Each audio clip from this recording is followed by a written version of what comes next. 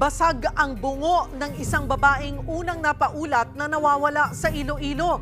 Kasabay niyan, kinumpirma ng mga otoridad na may foul play sa pagkamatay ng dalagang natagpuang walang salawal sa kaparehas na probinsya. Para bigyan ng mukha ang balita, Mobile Journal, Kayla Makantan. Pinatay na, pinagsamantalahan pa. Yan ang kalunos-unos sa sinapit ng isang dalaga sa Tubungan, Iloilo.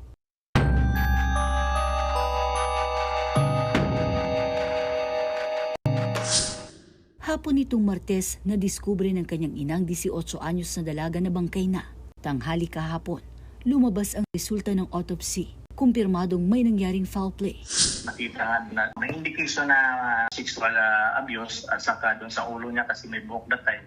Hindi pa natin makita, mayroon pala doon na ano. May tama po sa ulo, oo. Yes po, yes po. Isa sa ilalim din sa forensics ang mga person of interest.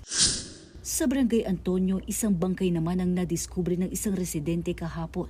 Sugatan ang kanyang ulo at puno ng pasa sa katawan.